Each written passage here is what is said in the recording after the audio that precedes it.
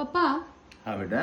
Doctor Babasaheb आंबेडकरांचे काही निवडक प्रसंग सांगा ना. बेटा एक नाही, असे अनेक प्रसंग आहेत डॉक्टर बाबासाहेब आंबेडकरांचे की ज्या प्रसंगामधून समाजाला किंवा आपल्याला बोध घेता येईल. सगळ्यात महत्वाचं आहे, आपण अनेक त्याचे व्हिडिओमध्ये त्याचा उल्लेख आलेला आहे की डॉक्टर बाबासाहेब आंबेडकरांचा शिक्षणावर प्रचंड विश्वास होता. ज्ञानशील, प्रज्ञा, करुणा जे बुद्धांनी दिलेले तत्व आहेत त्याच्या संदर्भामध्ये खूप असं मार्गदर्शन बाबासाहेबांनी केलं. ते एक प्रसंग तुला सांगतो त्यांच्या ज्ञानाच्या संदर्भामधला की भारतीय राज्यघटनेवरून बेटा चर्चा चालू होती संसदेमध्ये आणि जी भाषांची जी सूची तयार करायची होती ना त्याच्यामध्ये संस्कृत विषयी नोंद घ्यावी अशी डॉक्टर बाबासाहेब आंबेडकरांची मनस्वी इच्छा होती. परंतु ही इच्छा त्यांची काही पूर्ण झाली नाही त्यावेळी आणि लाल बहादूर शास्त्री आणि डॉक्टर बाबासाहेब आंबेडकर यांच्यामध्ये संस्कृत मधून वादविवाद झाला, संस्कृत भाषेतून.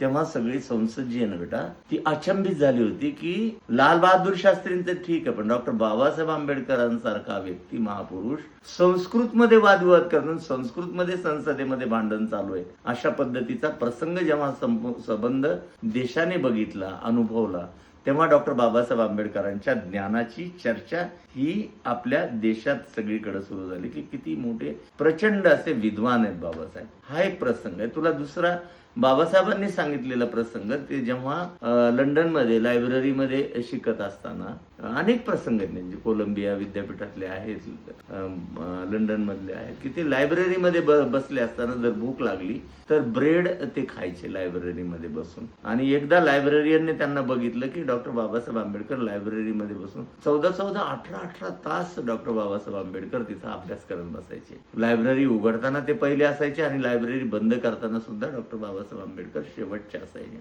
तो जो लायब्ररीयन होता त्याने बाबासाहेबांना बघितलं आणि सांगितलं की लायब्ररीमध्ये असं ब्रेड बटर खाण्यासाठी बंदी आहे, तुम्हाला याची शिक्षा होऊ शकते. तेव्हा बाबासाहेब म्हणाले की मी बाहेर जाऊन खाऊ शकत नाही कारण माझ्याकडे तितके पैसे नाही आहेत खाण्यासाठी. मग डॉक्टर बाबासाहेब आंबेडकरांच्या त्या वक्तव्यावर, प्रामाणिकपणावर त्या लायब्ररीयनने मग त्यांना हे सांगितलं की तुम्ही माझ्यासोबत जेवण करत चला. आणि डॉक्टर बाबासाहेब आंबेडकर आणि तो लायब्ररीयन यांची मैत्री झाली. तिसरा प्रसंग बेटा बाबासाहेबांचा हाल अपेष्टांच्या संदर्भामध्ये. बाबासाहेब म्हणतात की मी शाळेत असताना तो जो सेवक होता चपराशी तो आम्हाला पाणी ओंजळीनं असं द्यायचा आणि तो जेव्हा नसेल तेव्हा अनेक दिवस आम्ही विना पाण्याचे काढलेले शाळेमध्ये. हे जे प्रसंग आहेत ना बेटा, तुला असे अनेक प्रसंग आहेत मी ज्याची वेळोवेळी तुला माहिती सांगत जाईल. ओके, लक्षात आलं तुझ्या?